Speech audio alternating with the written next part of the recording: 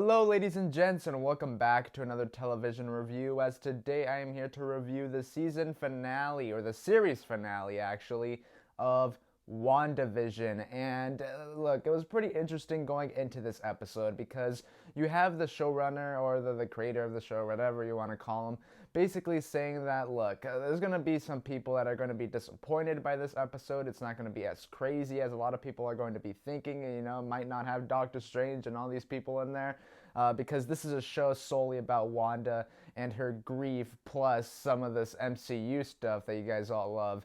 And he was absolutely right in saying that, as all in all, this was a show about Wanda and her grief, and I gotta be honest with you, I think this was a satisfying ending to the show. Okay, now I know she's getting a lot of buzz right now, which is well deserved, and I'm just gonna add on to that buzz.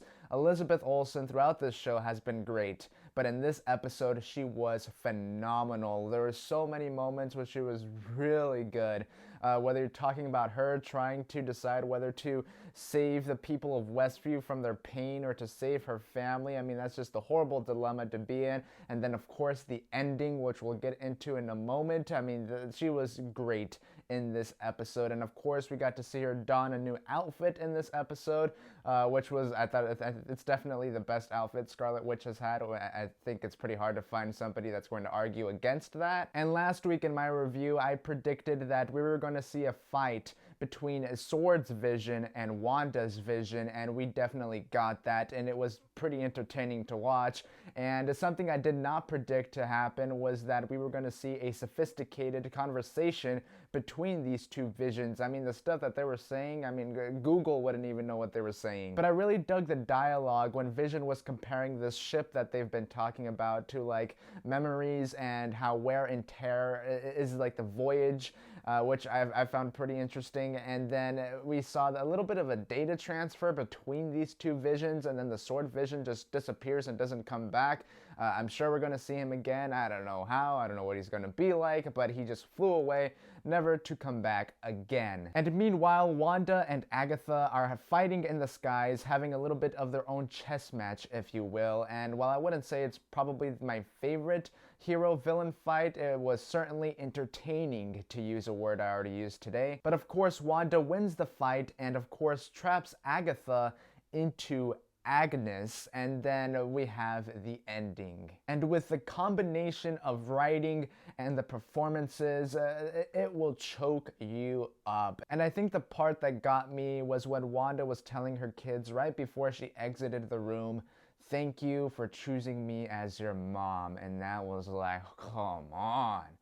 Oh, and then Vision tearing up. I mean, this dude's a robot. There's humans that don't even cry. But Wanda erases the hex, which then erases Vision and her family, and then she's off to go practice her witchcraft, if you will, off into the mountains or wherever she is, Russia. I think that's where she was. But speaking of that, let's get to the end credits, and the first one is basically Monica talking to a Skrull, where the Skrull then says, "The man upstairs wants to see you." And that, of course, is Sam Jackson. Now, I don't know when we're going to see this.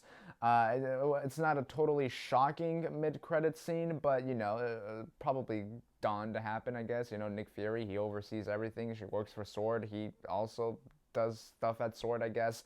And then, I mean, I don't know when we're gonna see it, but we will. But probably the biggest end credit scene that we saw comes right after that, when we see this cabin in the middle of these snowy mountains. And at first I thought this was going to be a little tease to Black Widow, but then we see Wanda at this cabin, and she's in normal people clothes. She has some tea in her hand.